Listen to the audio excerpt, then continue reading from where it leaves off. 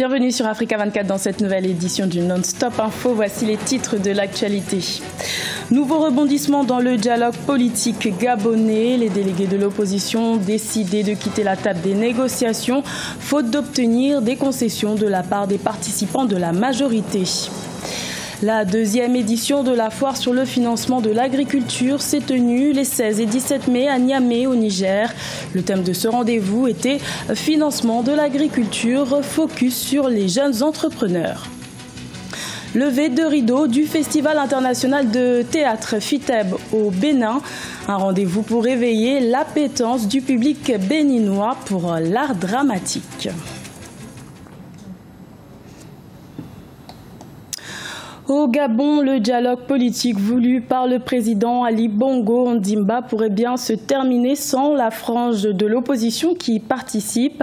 Les délégués de l'opposition ont décidé le 17 mai de quitter la table des négociations. Ils dénoncent un refus de la majorité d'aller plus loin dans les réformes institutionnelles. Les précisions de Zara Mohamed Moutiou. L'opposition gabonaise se retire du dialogue national.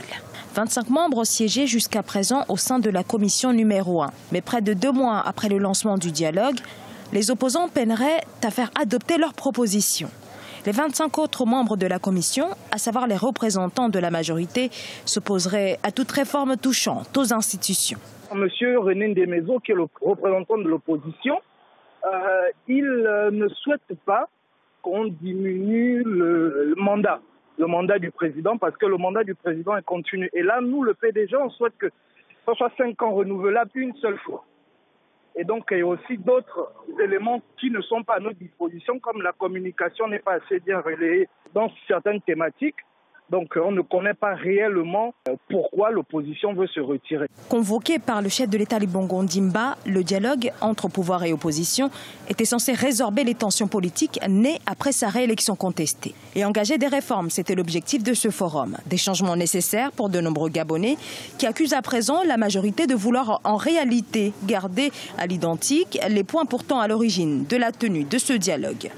Ce dialogue est une mascarade. Ceux qui y sont allés au nom de l'opposition ne représentent d'ailleurs pas la vraie opposition, parce que la vraie opposition savait. Quand on analyse le contexte politique gabonais, qu'Ali Bongo veut se maintenir au pouvoir à n'importe quel prix. Il n'a jamais parlé de limiter les mandats présidentiels, ni même de ramener l'élection à 2 tours. Nouvelle impasse donc dans une commission désormais composée que des seuls représentants de la majorité présidentielle. Un nouveau revirement qui risque de prolonger les pourparlers qui doivent s'achever le 25 mai. Également dans l'actualité, une force de police continentale pourrait bientôt voir le jour. Cette possibilité émane d'une proposition de loi déposée au Parlement panafricain par la Commission en charge de la justice et des droits de l'homme. Cette police africaine aurait pour mission de faire respecter l'ordre public et de protéger les personnes et les biens. Mais ce projet pourrait bien rencontrer quelques obstacles avant sa possible mise en œuvre, comme par exemple les législations nationale propre à chaque pays. Au Niger, la capitale Niamey a accueilli les 16 et 17 mai une foire sur le financement de l'agriculture dénommée Finagri Niger. Un rendez-vous important pour le pays puisque le secteur agricole représenterait environ 35% du produit intérieur brut national et emploierait près de 85% de la population active. Reportage de notre correspondant Sadou Alizé Mokhtar. Un réseau pour promouvoir l'entrepreneuriat agricole au Niger, dénommé AgriProFocus. Ce réseau multi-acteurs met en relation depuis 2009 l'agribusiness et le développement. Entrepreneurs agricoles du secteur privé, gouvernement, organisations paysannes sont ainsi regroupés au sein de ce forum. AgriProFocus s'attelle à faciliter la coordination de ces acteurs pour favoriser la création et le développement d'entreprises agricoles modernes. Quand on avait commencé à parler de l'entrepreneuriat agricole en 2009-2010, les gens nous disaient mais c'est au Niger, c'est un pays où l'autosuffisance alimentaire n'est même pas garantie. Comment vous pouvez parler d'entrepreneuriat agricole? Mais nous on y croyait, on a dit que le pays est à 80%, 90% agricole. Le Niger tire sa ressource du secteur agricole, il faut qu'ensemble on puisse doter ce secteur agricole-là du potentiel pour qu'il puisse nourrir son homme, pour qu'il puisse faire de l'agriculture une activité professionnelle dans laquelle l'entrepreneur, l'agriculteur est fier de faire sa profession. Au Niger, le financement du secteur agricole reste une préoccupation malgré la place qu'elle occupe dans l'économie du pays. Le réseau AgriPro-Focus a donc privilégié dans son programme depuis plusieurs années la sensibilisation des jeunes en agrobusiness afin qu'ils s'intéressent au secteur agricole. Objectif, la création d'emplois, mais surtout la lutte contre l'insécurité alimentaire au Niger. On parle de l'entrepreneuriat agricole à travers des conférences thématiques, à travers des expositions des producteurs qui viennent des 8 régions du Niger pour montrer tout le potentiel qu'il y a dans l'agriculture, pour montrer le savoir-faire paysan, pour montrer les produits, nos produits locaux qui sont valorisés, pour montrer aussi l'ambition et l'engagement des jeunes dans un secteur qu'il faut vraiment accompagner. Pour l'avenir, ce réseau entend explorer la pisciculture au Niger. Un secteur qui offre des opportunités dans la sous-région et surtout pour les jeunes. Une proposition de programme régional avec l'objectif d'améliorer la chaîne de valeur oignon en Afrique de l'Ouest est aussi en cours d'élaboration par AgriPro-Focus. Dans le reste de l'actualité, en Algérie, près de 200 startups innovantes devraient être créées entre le 14 juin et le 14 décembre 2017. Ce projet devrait être mis en place grâce à une entité d'accompagnement algérienne appelée Carrefour International pour l'industrie scientifique et technologique.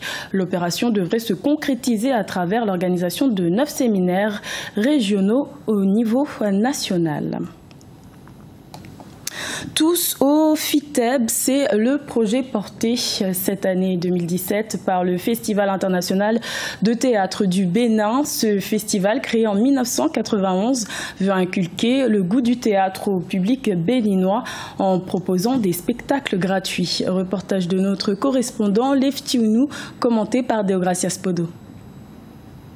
Le Kleenex qui tue du dramaturge Hermas Gbagidi est remis au goût du jour sur scène, ici dans la salle de spectacle du Festival international de théâtre du Bénin, FITEB. L'objectif visé est de promouvoir les créateurs locaux et maintenir la politique de visibilité du festival par la dynamique de conquête d'un public de proximité. C'est le jeune metteur en scène Kamarou Diné Arekba qui a ouvert le bal à travers cette pièce de théâtre, le Kleenex qui tue.